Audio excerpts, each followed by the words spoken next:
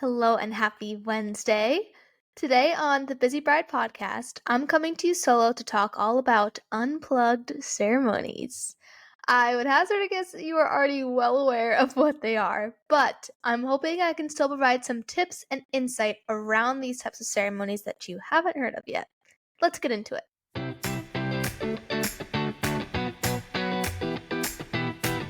Hello and welcome to the Busy Bride podcast. I'm your host, Gabriella Marie, and I created this podcast to help you research vendors and learn valuable advice as you plan the most special and true to you wedding day of your dreams. Let's get started.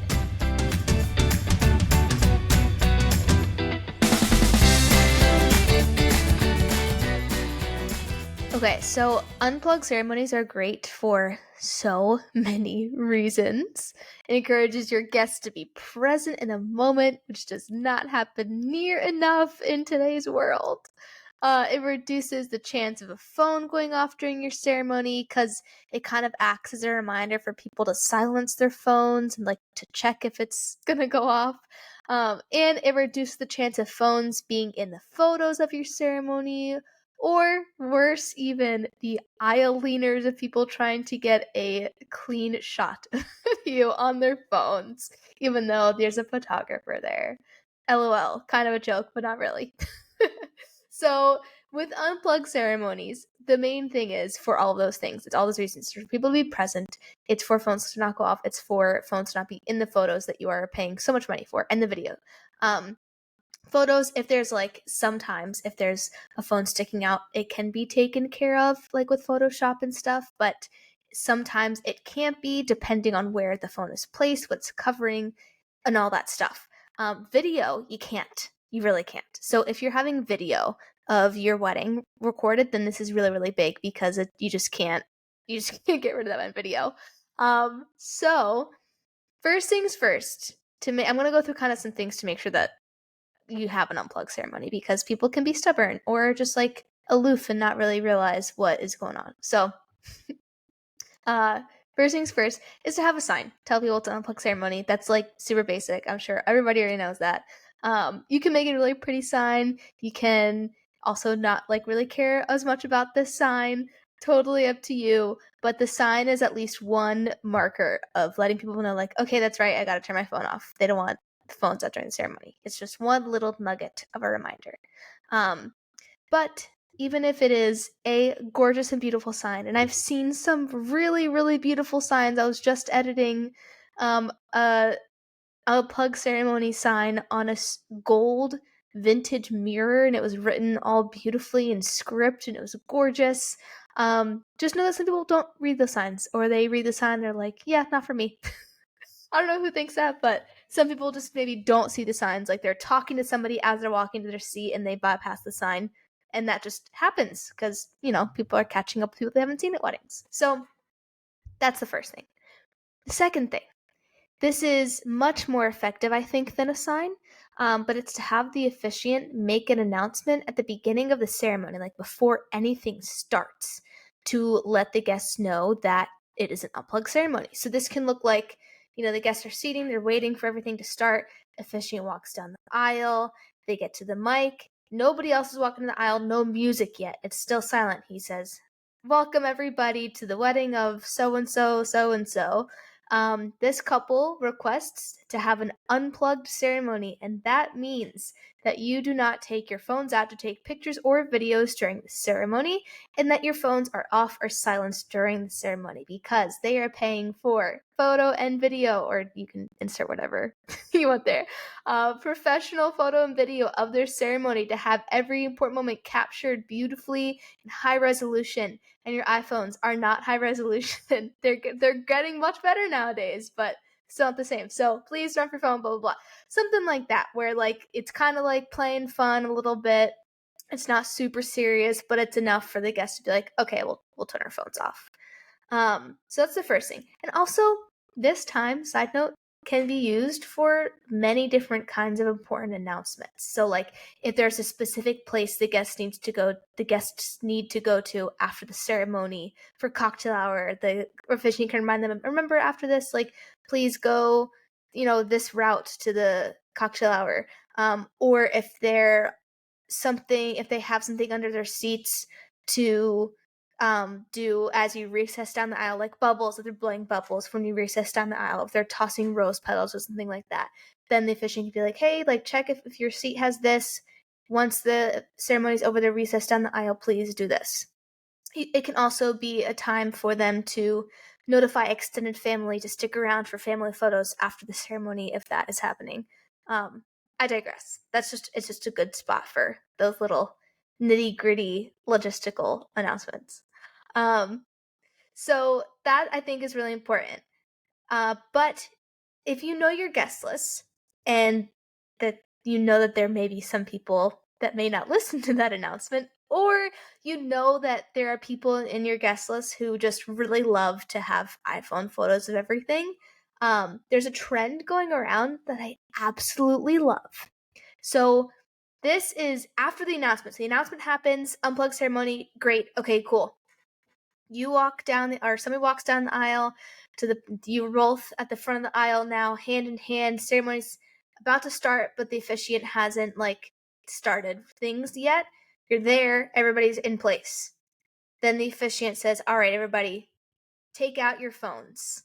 Everybody hold them up in the sky. Everybody takes their phones, holds them up. You have 30 seconds to take a picture of this lovely couple in this beautiful ceremony place before you must put your phones away and turn them off. And that's like really cool because everybody gets the photo they want, so they can post about it or they can just have it for themselves. You two, the couple, you get a chance to kind of look out at your guest list, at your crowd, and be like, oh my gosh, hi. You can say hi to people, they're taking pictures, you can wave. It's great. You get to like take that in for a moment. And then it really decreases the chance of people wanting to take photos later on in the ceremony because they already have one. So I've been loving that trend. It also kind of like adds some lightheartedness to the ceremony as well. Sometimes when you start a wedding ceremony, it's like, oh my god, we're getting married, and it's like so exciting and all these great things, but it's also like kind of high pressure. Even though you're like gonna say yes, you know what I mean? So this is kind of like a break in that, and it kind of like cracks the pressure a little bit, and you just get to like hold hands with your favorite person, but also look out into all your other favorite people and be like, hi, oh my gosh, so excited, you know? So I really, really, really love that trend. And I would love if you would take that for yourself. So definitely use that tip. Okay.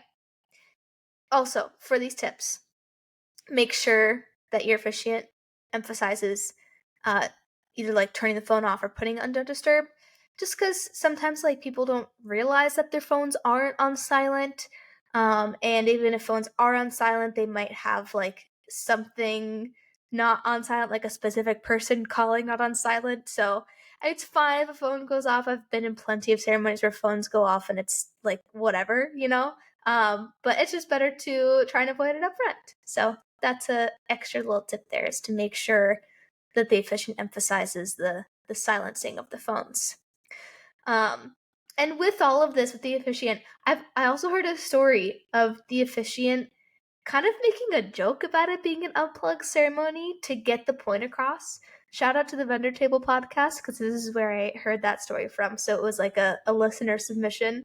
But the officiant, after making the unplugged ceremony announcement with like lightheartedness and smile, got like really serious and like leaned in close to the mic and said, seriously, if the bride sees you with your phone out during the ceremony, she will find you and she will shame you.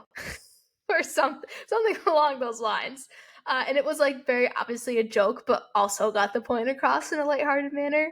I mean, you'll know if that works for you, if it works for your crowd. But I thought that was really funny and thought I would pass it along as well and share that goodness. So that's kind of like the unplugged ceremony tip list right there. I also wanted to share that I just thought about this when kind of like writing my notes down for this episode. You could also capitalize on it and have an unplugged wedding. You could have like Polaroids or disposable cameras scattered throughout cocktail hour reception, and have cute signs that say like ditch the phone, go old school, and capture memories the fun way, or something like that. And just have like little reminders and notes for people to be super present in the moment. And just fully be there and enjoy the wedding without being on their phones. I feel like this happens naturally anyway because there's so much going on at a wedding. There's so much to do. It's so beautiful. People like want to be present.